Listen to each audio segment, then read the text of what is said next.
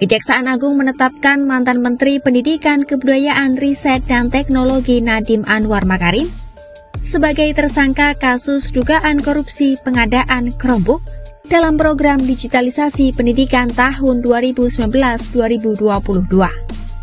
Penetapan tersangka disampaikan langsung oleh Kepala Pusat Penerangan Hukum Kejagung, Anang Supriyatna, Kamis 4 September 2025. Halo semuanya, perkenalkan terlebih dahulu nama saya Megawati Anwar Putri sebagai host atau moderator. Selamat datang di podcast kita 9,9 triliun untuk pendidikan saat kejujuran diuji di era digital. Hari ini topiknya sangat hot, yaitu kasus tentang pengadaan Chromebook di Kemendikbudristek senilai 9,9 triliun yang lagi sangat ramai dibahas. Kami dari kelompok 1 dalam mata kuliah kewarganegaraan. Di sini saya nggak sendiri, udah ada Fasya, Cynthia, Mutia, Dea, Natasha, dan Agus. Sebelum kita memulai podcast ini, yuk kita kenalan sama anggota kelompok 1. Halo semuanya, perkenalkan nama aku Fasya Fitra Amalia. Halo semua, nama aku Mutiara Zahra. Hai semua, perkenalkan nama aku Cynthia Rosiansa. Halo semua, nama aku Megawati Anwar Putri sebagai host atau moderator. Halo semua, nama aku Dea Rani. Halo, saya Agus. Nah, membahas soal kasus yang kemarin terjadi, yaitu pengadaan Chromebook di Kemendikbudristek yang nilainya mencapai 9,9 triliun. Wah, itu gila sih. Laptop buat sekolah, tapi malah jadi dugaan korupsi. Padahal itu kan buat masa depan pendidikan anak-anak Indonesia. Kalau hal kayak gini bisa terjadi di sektor pendidikan, berarti nilai anti korupsi masih belum benar-benar hidup di negeri kita. Setuju banget Fasya. Jadi yang mau kita bahas hari ini tuh bukan sekadar kasusnya, tapi kenapa fenomena kayak gini tuh terus berulang dan apa peran pendidikan, terutama mahasiswa untuk memutus siklusnya. Kita perlu menggali lebih dalam faktor-faktor penyebabnya, dan kita juga akan membahas bagaimana kesadaran kritis dan partisipasi aktif mahasiswa bisa menjadi kunci perubahan yang berkelanjutan dalam masyarakat. Nah, lanjut ke Cynthia. Kamu kan sering bahas soal karakter pendidikan. Gimana pandangan kamu, Cynthia? Menurut aku, fenomena ini menunjukkan bahwa pendidikan belum sepenuhnya menjadi benteng moral yang kuat dalam masyarakat kita. Meskipun kita memiliki banyak individu yang berpendidikan tinggi, kenyataannya masih banyak yang tergoda untuk melakukan penyimpangan dan melanggar nilai-nilai etika. Hal ini menandakan bahwa sistem pendidikan kita mungkin belum mampu secara efektif menanamkan nilai-nilai karakter dan integritas yang sejati. Oleh karena itu, perlu adanya upaya serius untuk memperkuat pendidikan karakter agar lulusan tidak hanya cerdas secara akademis, tetapi juga moral dan integritas yang kokoh sebagai bakal menghadapi tantangan hidup. Bener banget Sin, terkadang akar masalahnya sederhana banget. Kita mulai terbiasa menoleransi hal kecil yang salah, seperti mencontek, titip absen, atau memanipulasi data tugas. Kebiasaan-kebiasaan ini tuh tampak sepele, tapi sebenarnya kita semua adalah miniatur dari perilaku koruptif yang jauh lebih besar.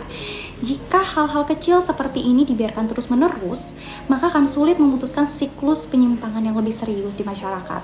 Oleh karena itu, pentingnya kita untuk memulai dari hal-hal kecil seperti pendidikan dan kehidupan sehari-hari agar membentuk budaya kejujuran dan integritas yang kuat.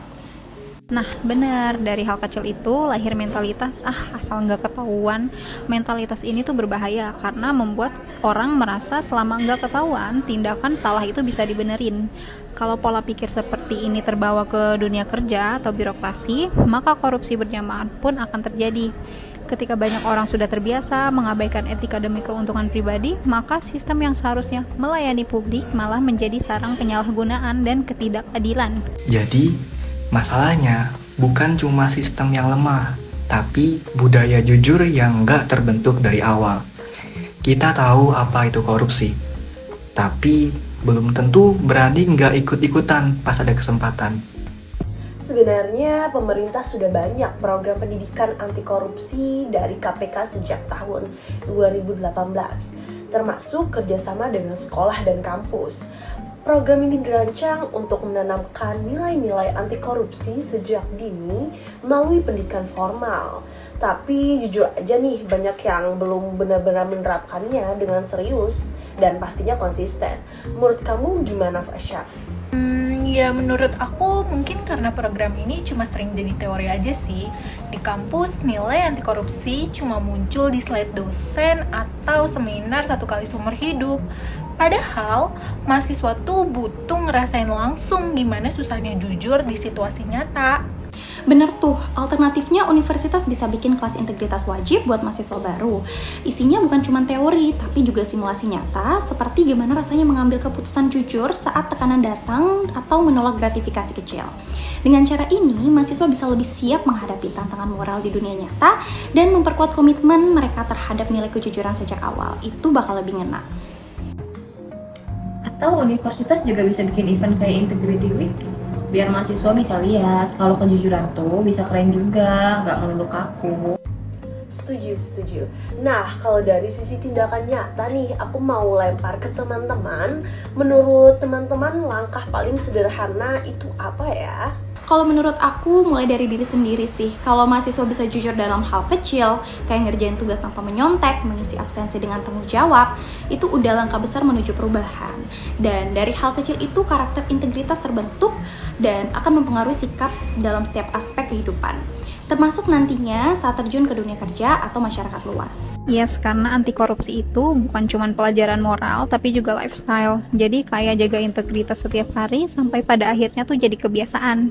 Dan ujungnya, kita bisa buktiin kalau generasi muda itu bukan cuma pinter, tapi bisa dipercaya. Karena bangsa yang kuat dibangun dari orang-orang yang jujur. Oke, jadi intinya kasus Chromebook ini bukan cuma soal angka 9,9 triliun, tapi tentang moral dan integritas yang diuji. Kalau pendidikan tanpa kejujuran ya hasilnya kosong. Dan kalau bukan kita yang mulai dari sekarang, siapa lagi? Kita ini generasi yang tumbuh di era digital yang katanya serba transparan. Tapi kalau transparansi cuma berhenti di layar, ya percuma. Kita harus jadi contoh, mulai dari hal kecil aja dulu, kayak jujur waktu presentasi, nggak copy paste tugas, atau berani bilang enggak pas lihat yang curang. Karena perubahan besar itu nggak langsung datang dari atas, tapi dari langkah kecil yang konsisten di bawah. Kalau mahasiswa bisa mulai dari sekarang, bayangin gimana bersihnya masa depan Indonesia nanti. Setuju banget, terima kasih udah dengerin podcast kami hari ini. Kami dari kelompok 1 Universitas Pelita Harapan di bawah bimbingan Miss Eva Ernawati Simanjuntak. Sampai ketemu di episode berikutnya dan jangan lupa jujur itu keren. Bye-bye.